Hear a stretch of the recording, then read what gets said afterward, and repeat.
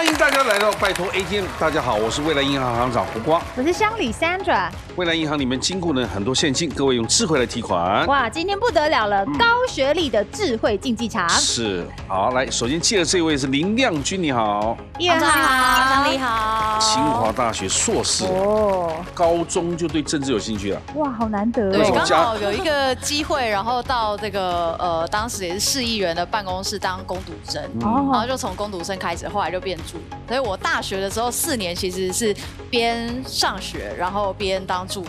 所以就是同学如果暑假要去垦丁，我暑假都在跑普渡行程。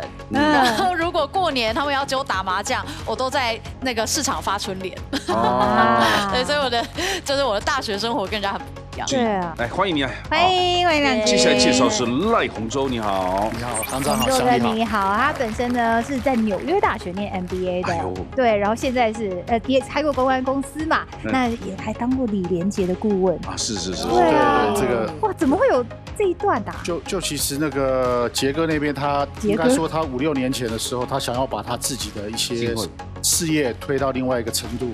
那我们发现说，他其实他自己很多智慧财产权，就是一些社群网站等等，其实都是他的名字，可是不是在他的管理之下。所以我们花了超2年的时间，把很多他世界的一些智慧财产权整合，这样他才可以把他自己跟他有相关的一些东西可以控制在自己的手上。接下来介绍张宇，你好。嗨，张好，乡里好，你好。政治大学广播系的，对，口才非常好。从高中就想当主播了。哦，对，就是高中的时候就是有这个梦想，那时候就看侯佩岑播新闻。哦，可是在学校就会有这个啊，不是吗？可以当。有学校就是有校刊社，那时候我就是担任社长，有做一些专题啊什么。哇，很优秀哎。接下来介绍这位是我们的林妍凤，你好。叶好，先装好。他参加我以为医生呢。我自己也有这样觉得。生传所，对，就是生产中心。生传所是什么？跟大家介绍一下。生传所其实就是台大的农业推广。后来他改名字，是。像李登辉前总统，他是农经系，那我们这个系所以前叫做农推，就是有人种植了之后要把它推广出去。对，所以我们是念行销啊，或者是跟农渔会比较有相关性。接下来乔西你好，张乔西，可爱的乔西你好。今天你跟这些长辈好像年龄有落差，他也是高学历高学历吗？对，你是？我是台湾师范大学的表演艺术。表演艺术另外一块的。你是没睡醒还是怎么样？没有年轻人都要这样子才有特色跟个性。乔西，你现在是从事什么工作？我现在拿我的本本起来。你是出写真集？没有，不是，人家是音乐人。对，我是新人，很新的新人。我的人生的首张专辑在5月28号已经在各音乐平台上线了，希望大家可以去听。专辑名称叫做《明星》。就是你嘛，明星。明星其实不是在指我，不是你吗？对，是其实这首歌是送给所有的听众朋友，因为明星对我来说就是像是家人、朋友、粉丝们对我来说就是我的很明亮的一颗星星。那个明星，乔西，来欢迎，欢迎。接下来介绍2位专家，首先介绍超人气新闻主播朱思翰主播，你好。主播好，大家好。最美外科名医林慧医师，你好。医师好。进行第1回合存款争夺赛。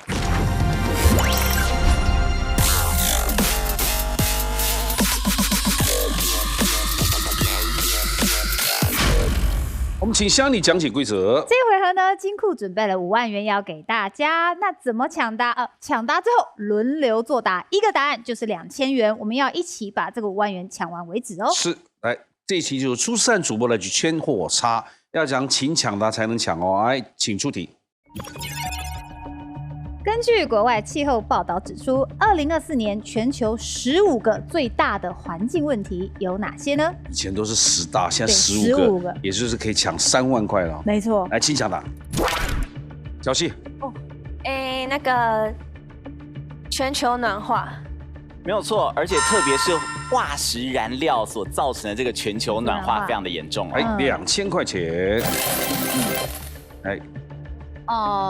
过度砍伐。没有错，每小时大概有300个足球场大小的森林被砍掉了。哎呦，来，请加2000。来，接下来，空气污染、排碳的问题。空污，对，没有错。来加2000。张宇，塑胶污染。塑胶污染对或错？没有错，塑胶污染很严重，特别是流到海洋里面的塑胶，这个问题非常的严重哦。来，接下来连凤议员。好，生物多样性减少。没有错，也就是说绝种了。对，就是很少再看到一些很稀有的动物。对，请加2000。小溪。水资源匮乏。水资源缺水啊，对，最近好像很缺水。对或错？没有错，但这个地方稍微再补充一下哦。其实呢，这个真正的项目叫做粮食与水不安全。不安全其实不是指说大家讲到食安的问题，就是指说这个东西供给上永续性，可能是不够的，食物不够啦，水不够，干净的水没有办法好好的取得，就是大家目前所遇到一个比较大的环境问题哦。明眼。海平面上升。海平面上升对或错？对，因为全球暖化的关系。没有错，就是因为冰都融了，所以海平面会上升。酸雨。酸菜鱼，酸菜鱼对或错？这没有列在第15个里头。对，酸雨没有，酸雨没有，酸雨没有在。他是讲真的酸雨，我是开玩笑。应该是说有类似的原因造成一些其他的东西，但是如果你单讲酸雨这件事情的话，没有在这个排行榜里头。OK。粮食浪费。浪费粮食对或错？没有错，每一年所生产出来给大家吃的食物里头，大家猜大概有1/3。换算下来大概13亿吨是被浪费掉的，好可惜。有人没有，有人是浪费，有的快饿死，我们丢浪费的，就待会把鸡腿啃光。你先啃你的那个，你那边还有一些小肉没啃干净。好啊，请加2000。议员，衣服的浪费对或错？没有错，那也补充一个数字，刚刚提到快时尚还有纺织废料这件事情，其实这个快时尚应该说纺织类啦，因为一直要生产一些新的衣服嘛，它所排出来的温室气体刚刚说这个烧东西还有什么之类的，但是其实光是快时尚做这个纺织就占了大概1成左右，就是呢废气二氧化碳有1成都是因为纺织业所产生出来的，更不用说染衣服都会有一些废水其实还蛮毒的对，而且这一块其实可能大家忽略掉了，这个也是很重要的事情。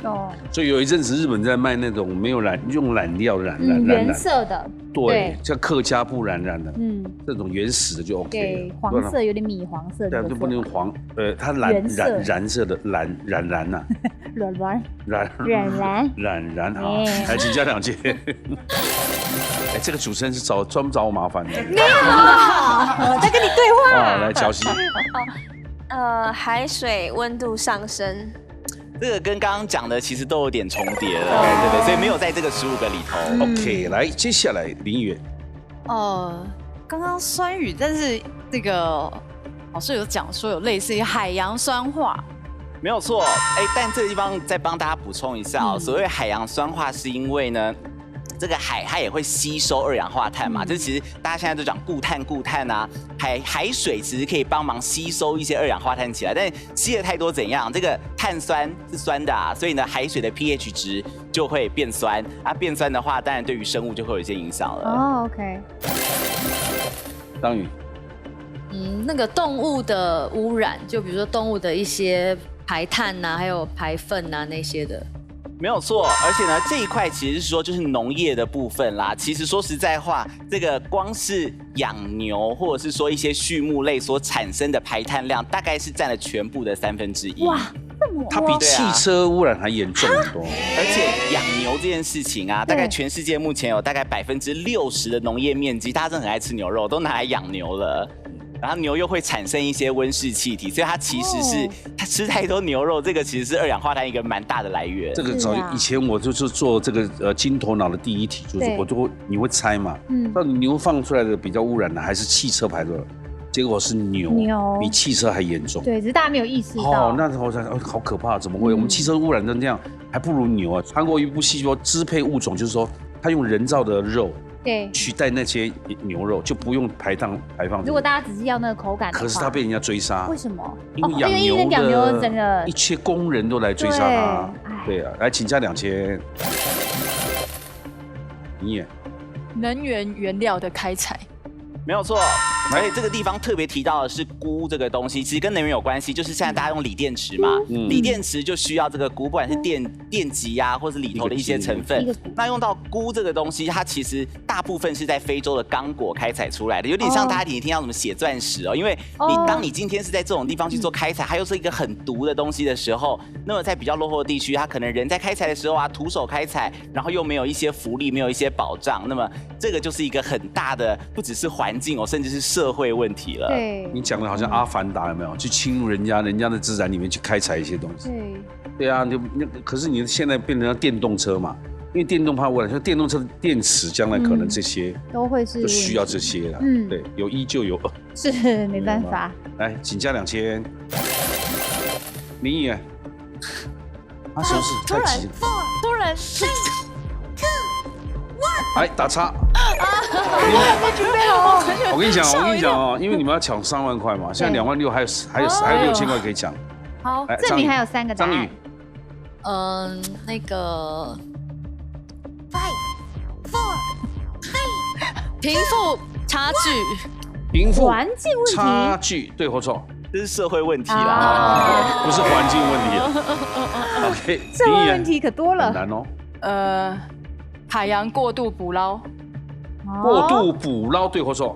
没有错，厉是厉害，还能想得出来，请加2000。现在是全村的希望，剩你一个，还有2个答案。还有，公司的营运啊，公司营运策略错误。所以会导致环境问题吗？会啊，因为有一些它可能大的财团或企业，因为现在不是都要有碳税、碳排放的问题，所以它要跟上联合国或者是一些法规的规定，所以它必须要做一些改变。如果它没有做，它可能就会有碳排放过量的问题。碳权，哎，对或错？没有错，超厉害，厉害，好，请加2000。好，破万了，剩最后一个答案，继续。你没有想出来，人家也不会笑你，没关系。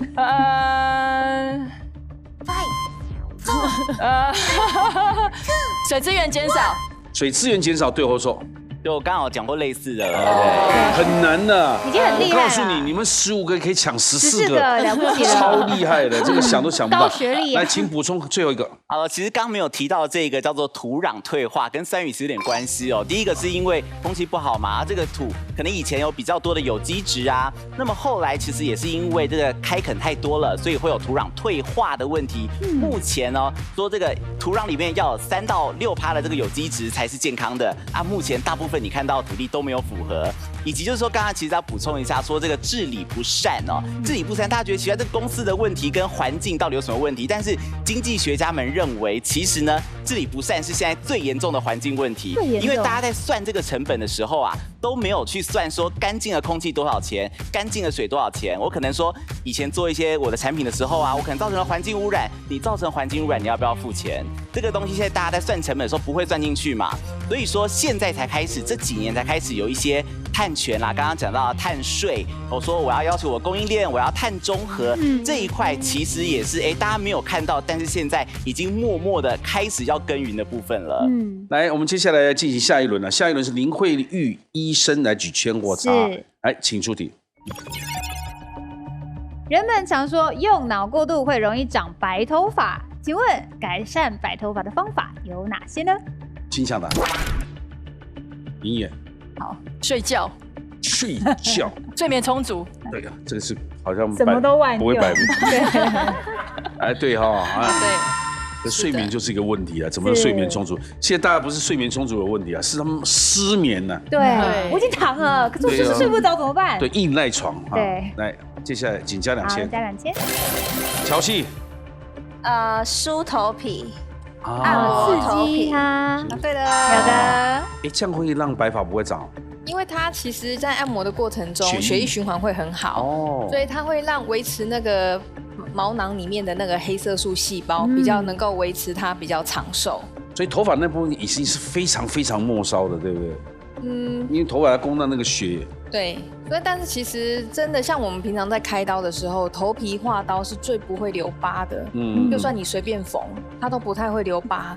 原因是因为头皮是我们人体所有皮肤表面里面血液循环最好的。你轻轻的一刻到一下，它就一直不断的冒血。那为什么如果血液够的话，不会掉头发？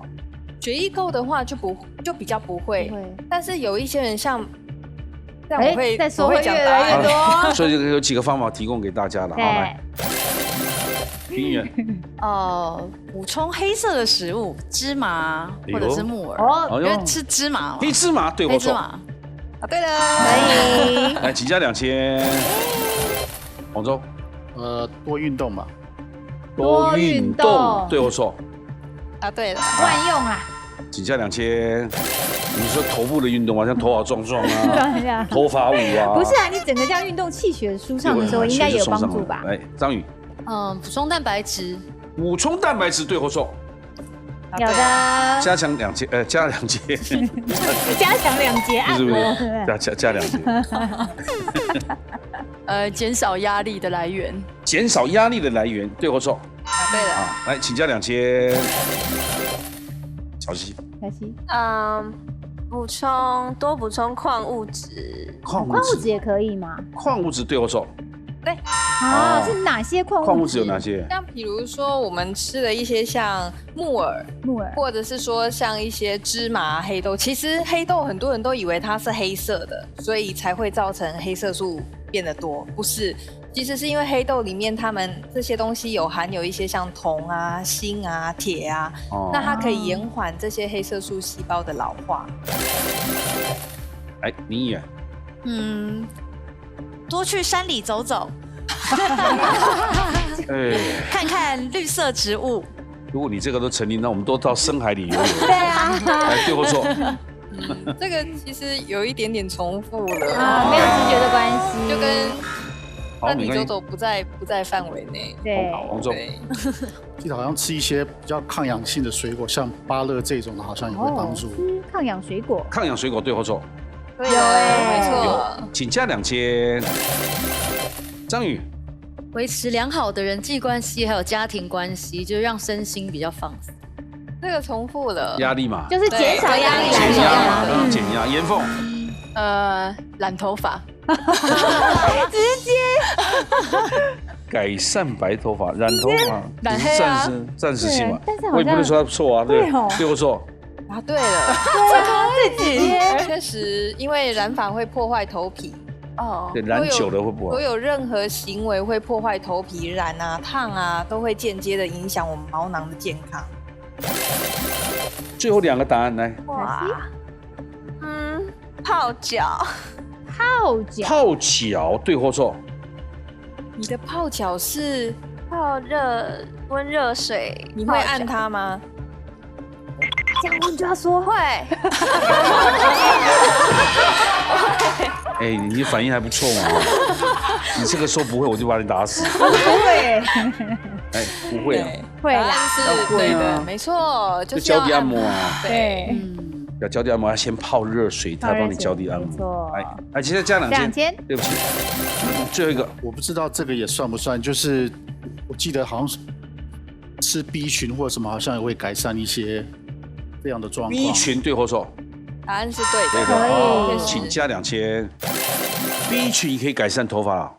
可以，因为像我们有很多深绿色绿叶型蔬菜，它有 B1、B6、B12，那其实这些维生素都有办法让我们的毛囊变得更健康。那拔头发真的拔1根会长3根吗？不会，我只要把它拔光了。哎，好，还有补充的吗，老？其实说实在话，大家好像忽略到一点，就是内分泌。所以像比如说我们甲状腺机能有受到影响的时候，像有一些患者他是甲状腺机能低下的，那可能我们他就有可能比较容易会有白头发，因为他的黑色素很容易老化。那我们都会请他多吃一些像含碘类的食物，例如说像昆布啊、紫菜啊，这个也是能够让我们抗白发的一个效果。而且现在有人用昆布做染发剂，你知道吗？对，超臭的，很臭嘛。但是天然的你就染嘛，但是它维持，比如说你现在暂时要用的话，你染一染就可以，可是几天就会掉下来，容易掉，因为它不是化学的，满头都是海鲜味，好难想，超臭的，走到哪里大家都可是它天然啊。对，但其实白头发最大的原因大家都没有讲到，就是遗传。遗传才是白发最大的。没办法讲，难道你的方法是换爸妈吗？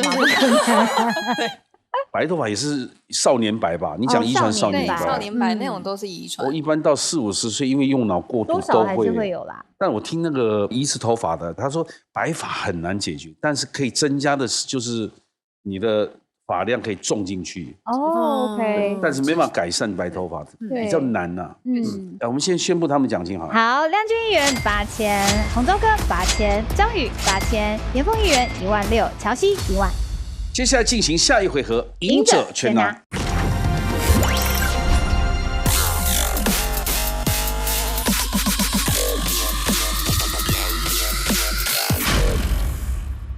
我们请乡里讲规则，赢者全拿。这一回合呢，同时作答 A、B 2个选项。那如果答对了，可以累积奖金，每个人是1000元。那答错的话，此轮就淘汰。那每一轮剩下最后那位，可以把当时账户的金额灌给自己。如果我都没答对的话，会累积到下一轮。是的，好不好？总共进行3轮，第1轮请出题。我们常会用八股形容一个人很古板，请问八股在古代是指什么？ A. 考试规定的文章格式 B. 房子建筑的标准。请作答。哎呦，只有一个人不一样哦。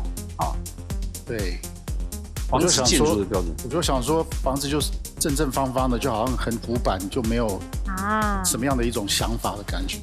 那个张宇。对啊，因为我想说八股的意思不就是大家都写一样的东西，要写成那个样子才可以得分。所以我想应该是文章有一定的模式，起承转合。对，林议员就是因为八股，大家就想说以前考试的时候都一定会，反正你就作答嘛，然后你只要跟着老师教给你的这个文字里面要怎么写，你就把它写出来之后，那就会对。所以这就会让大家觉得哦，这就是老古板啊，然后很刻板啊，反正你只要照着这个 SOP 走，就一定会对，没有批判性思维这样。对，请公布正确解答。正确答案是 A， 考试规定的文章格式。那八股呢是明清科举的时候规定你文章要怎么写这样的格式哦。八股是哪八股呢？破题、成题、起讲、起股、中股、后股、竖股跟大节。洪州，你看。洪州哥稍加4000。下面题请出题。极光虽然美丽，但其实是太阳风暴引起的。请问太阳风暴会造成什么影响 ？A. 电子设备故障 B. 流星会变多。请作答。啊？你怎么会流星会变多？啊？不是哦，因为我就觉得，既然那个有漂亮的极光，所以可能在太阳风暴的时候也会有一些流星吧。送他几个漂亮的流星。对。乔西呢？就之前看电影的时候，那种星际电影，然后他们就会电磁波，对，然后他们那些科学家就会很慌张的去看那些设备，这样。对啊，你只有用电磁波会影响作战的话，破坏你全部的系统。对，好，请公布正确解答。正确答案是 A， 电子设备的故障。极光的出现呢，是因为太阳表面爆发的同时，向外喷出带能量的粒子，这个称为太阳风暴。那正常状况底下，地球的磁场可以保护我们的通讯啊跟电力，不会因为太阳风暴受到干扰。但根据美国的太空气象预报中心预估哦，太阳周期2024年到2025年初会来到最高峰，所以未来几个月可能会出现大规模的太阳风暴，影响到地表的电力跟通讯，还有轨道上的卫星跟太空站。那会一团乱哎，会宕机耶，对不对？以后你用电池车，有可能瘫痪你的电池车。对，然后无人驾驶什么的一些轨道。电影不是有演吗？有。他是操控它，结果那个车子乱开。对。来，张宇，请到休息。加3000。下面一题，请出题。改善行人地狱是台湾一大课题。请问，早期台湾的交通是跟着哪个国家的思维 ？A. 美国 B. 日本。请作答。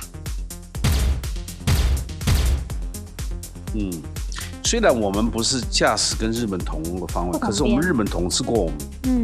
奇怪，统治这么多年，居然没有改变我们驾驶的位置。对啊，第一个是因为日本有统治过嘛，然后我后来去日本看他们的有一些的驾车的那个就是行人的这个标示，其实跟台湾某些还蛮类似的这样子。对，好，请公布正确解答。正确答案是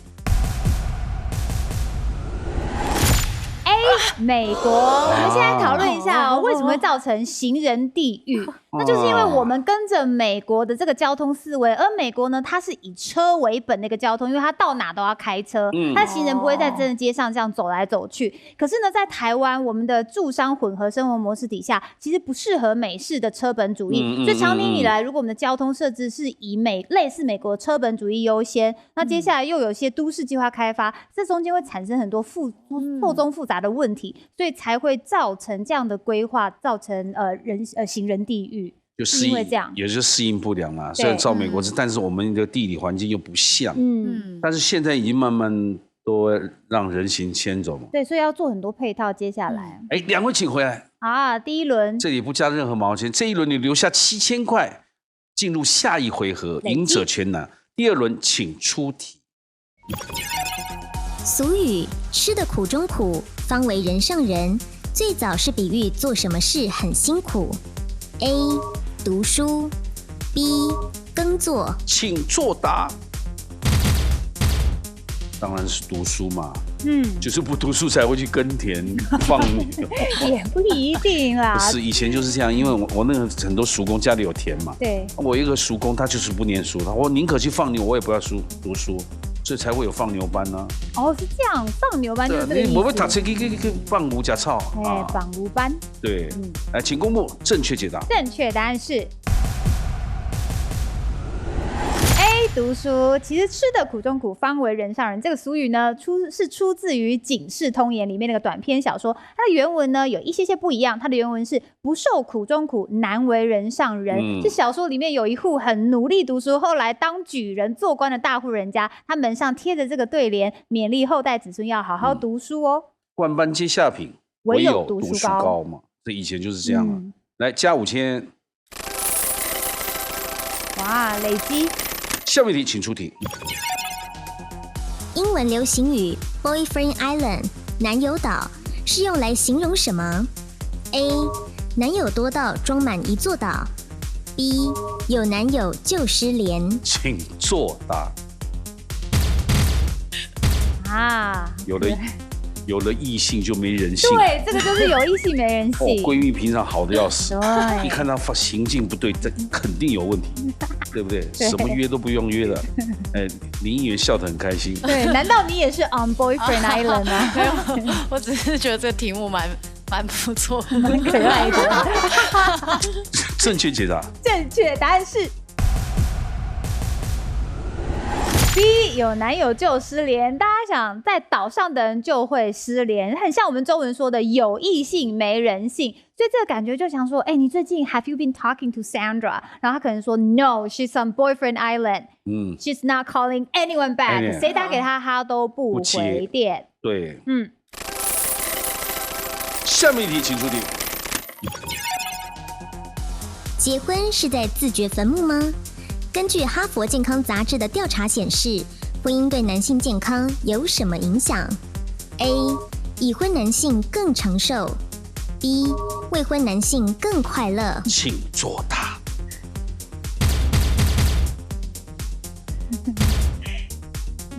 我选 A 啊。真的好。我在等你，想说你会发表什么，大家心里想选 B 之类的。你选 A 了，心里想 B， 但是一定要选 A。请公布正确解答。正确答案是 A。A 已婚男性更长寿。其实根据哈佛健康杂志做过一项10万人的调查，结果发现有老婆的男性呢，可以活得比较久。那你25岁后结婚的，可能25岁前你比25岁前就结婚的，也可以再活得比较久。感觉可能玩够了，25岁之后可以结婚了。那结婚时间越长呢，那你相对于你朋友，假设没有老婆的话，你生存优势会更大。为什么会这样？因为婚姻就是让你稳定下来的。如果你有稳定的生活方式，整个对你的身心来说可以降低免疫功能失调的风险，然后健康的生活习惯、健康饮食、定期运动、戒烟，所以也提高心理面。因为没有别的事可以做，你只能做规律的事。你讲难听，你就死心就对了啦，你就健康了。享受幸福的婚姻是最重要的。来，请加5千。下面一题，请出题。AI 浪潮带动很多产业发展，请问最新概念的 AI PC 与一般个人电脑 PC 有什么不同 ？A 更有隐私 ，B 可以声控。请作答。有3个人选 B， 有2个人选 A， 选 A 的红中。我觉得就是现在大家都在讲很多诈骗，然后很多个资外露，所以我觉得 AI 要帮助的就是保护你的隐私。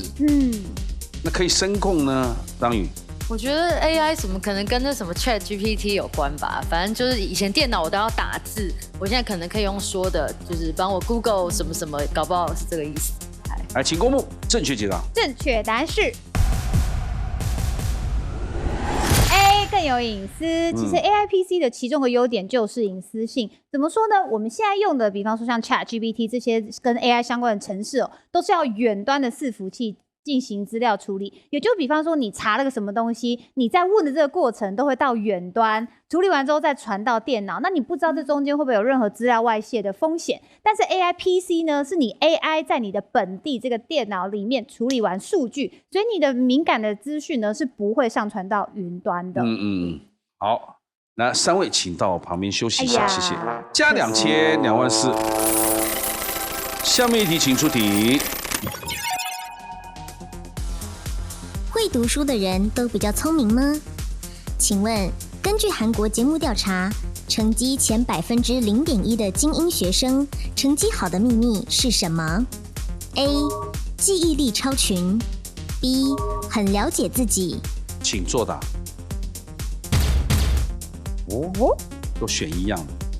很多人他自己知道自己要的是什么的时候，他在学习上的过程也会对一些资讯或者一些知识吸收比较快一点，就自己也有目标了，对不对？自己有目标。请公布正确解答。正确答案是 B， 很了解自己。韩国教育电台呢做一个特辑，想找出全国高中成绩排名就是赢过99.9%的这批学生，然后集结了全国大概800名这样的学生，但是他另外找了700名一般的学生一起进行调查，结果呢，调查结果打破了大家本来的预期，也就是说2组学生没有明显的差异，他们智商差不多哦。那大家会想说，那记忆力呢？结果找他们来做一些相关的背诵测验，结果记忆力也没有什么差别，所以他们到底差在哪？就是他们能不能正确认知到自己知道跟不知道的东西，比方说知就是知，不知就是不知，我去学，或是我知道怎么样学习对我而言更有效。他们很认识自己，所以相对他们就少走很多学习的冤枉路。在国外来讲18岁就要立定目标了。没错，而且他们有时候他们跳级的这个教育也是因应很多，从小就知道自己要干嘛。可是你看台湾的学生大部分都还不知道自己在干嘛，只是念书，大家一窝蜂的念书嘛。对，念毕业干嘛？就念书啊。慢慢会有改善。是的，来加2000。哇，26000，很高哎。下面一题，请出题。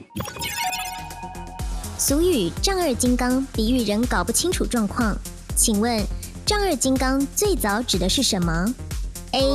很高的神像 ，B. 勇猛的武将。请作答。有分胜负喽。一个选很高的神像是乔西，对，因为丈好像就是有身高的感觉，很大一只，丈二金刚嘛。那也可以形容勇猛的武将。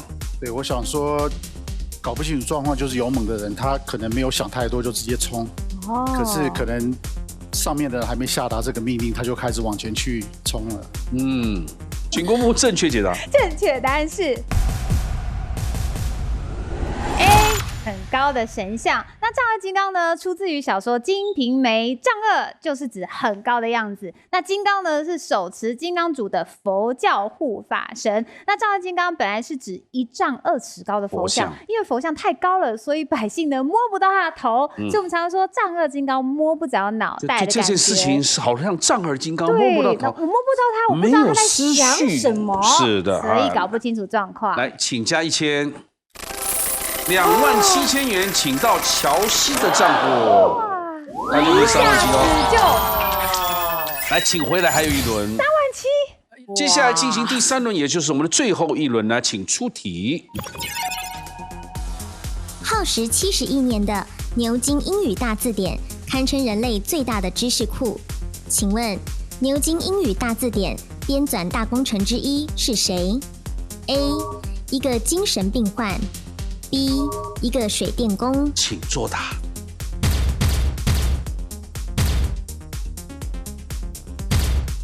哦，那个我们林议员是最后选择 A 来，请说。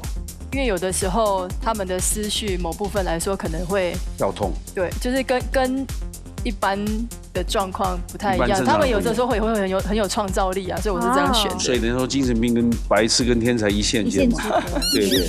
哎，洪州选择 B。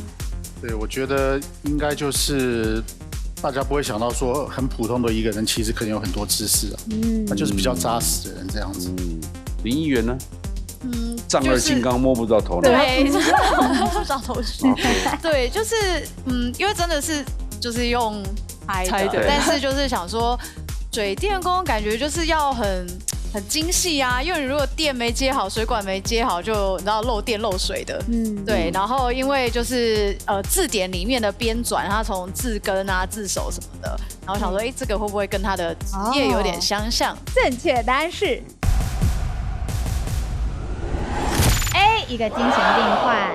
那19世纪呢，Professor Maury。就是莫瑞教授秉持自己对英文字的热爱，然后他就接下这个牛津英文大字典的编撰工作。但工程浩大，他自己一个人哪做得了？所以呢，他有需要大家跟他一起努力，所以他外包，然后向世人收集词汇，说：“你有没有知道英文词汇提供给我？”而最大的贡献者之一呢，是当时因为杀人被判终身监禁，在服刑的在精神病院里面的一个疯子。那他叫做 William Minor， 外包给他，对，外包给他，因为他之前其实是一个美国军医。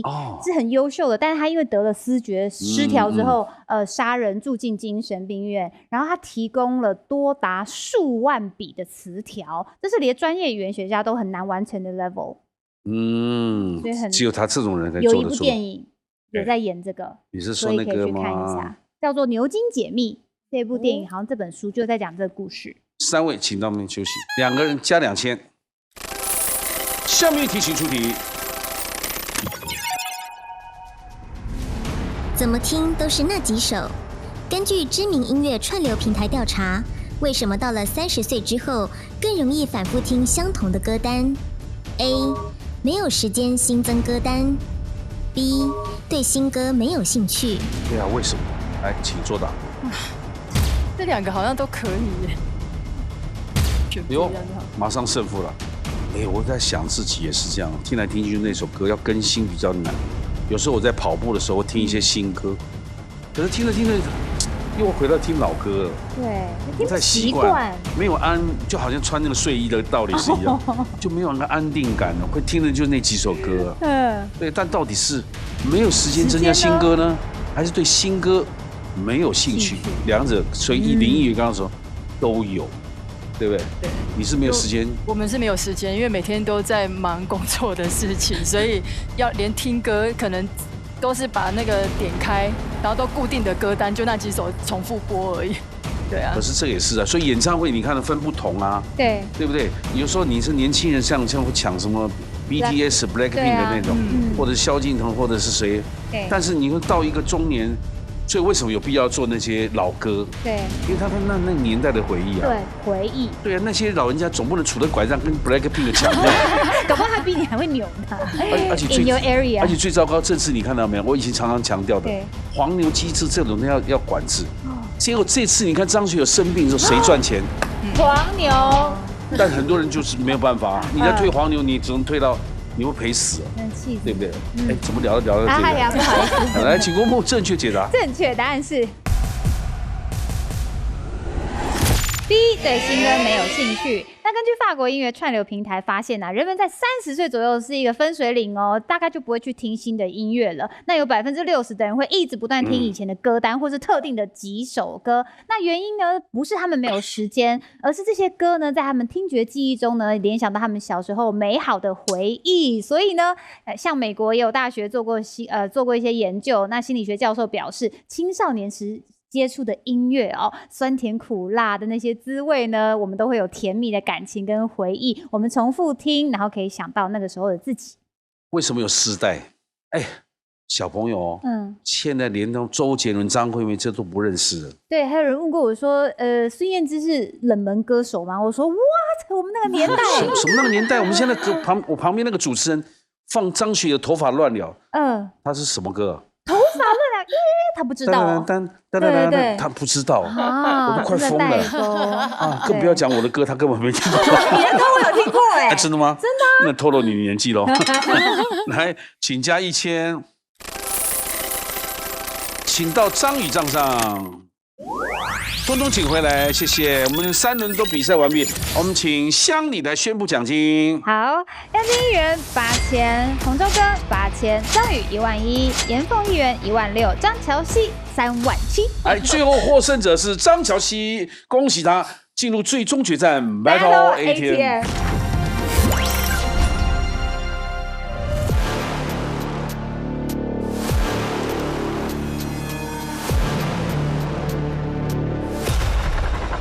我们欢迎我们的明星乔希，来有37000耶！谢谢行长，把它插进去。好，插卡。来，请打开金库，里面有37000是你的奖金，但必须透过2个密码提示，请看。2个密码分别是总笔画39画的24小时练唱，或是总笔画41画戚老师当明星。就哪4个字成语，你去选一下。24小时那种孜孜不倦呐。对，日以继夜啊，文高继鬼啊，那戚老师当明星，投笔从戎，对，改正归邪不当老师去当明星。有很多人会说不务正业，不务正业啊，明星也没有好的坏的都有了，看你怎么想，看你怎么看啊？你要选哪一个？选24小时练唱。你选的是24小时练唱，对。没有选的戚老师当明星，来，我们去看哪4个字成语？改弦易辙，就你刚刚说的，真的改弦易辙，改变方向了，超难吧？幸好。来，24小时练唱，请出题。通宵达旦，太简单了，计时1分钟开始，晚上到早上。通宵达旦。是写的吗？是台师大的嘛？对。很简单哎，他写这个字为什么那么轻松？我看那个37000不保。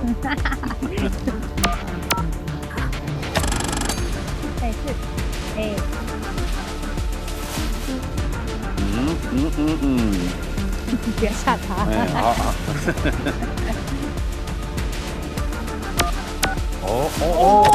已经完成了嘛？停，几秒？40，也就是答错，你还有20秒，你1分钟用了40秒嘛，哈。好，通宵达旦。14101605。对或错？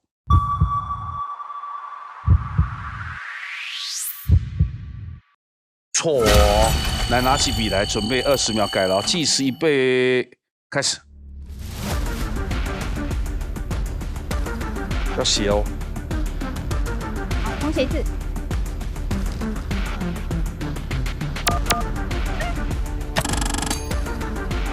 6。好。停了，也差不多4321了。所以他改了字之后，密码有改吗？11101305。对或错？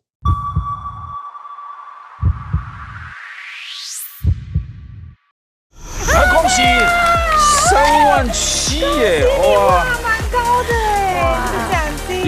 刚刚他还懂得改这2个字啊，好厉害哦，这个完全厉害啦。来，我们看看正确解答。真的是这样哎哦。从晚上到一大早24小时，3万7的奖金送给你，谢谢，很多很高呢，恭喜小七，通宵达旦，谢谢，恭喜，我们往回走。好。好厉害，好厉害！哎，恭喜恭喜，3万7哦，哇，这奖金很高啊。对。但是你刚刚4个字，常常会有因为1个字你认为是错，改完的时候，会发现其他简单的字笔画算错。我就是意思说，你刚刚4个字要重新剩20秒改，你为什么改第1个跟第3个？有什么特别？我一开始算那个错步的时候，我是算那个错的原本的写法，然后后来就是算成是这样的写法。哇，笔画的不一样，有策略的。哇，果然台师大的明星。谢谢各位精英来到我们现场啊，谢谢你们。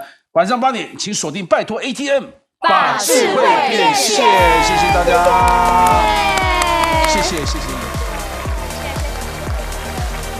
恭喜啊，恭喜啊！我有看你的吗？谢谢。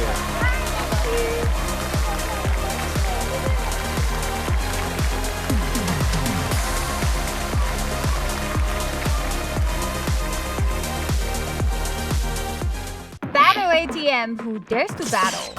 哦，拜托 ATM， 谁敢来 battle？ 订阅拜托 ATM 的 YouTube 频道，等你来 battle。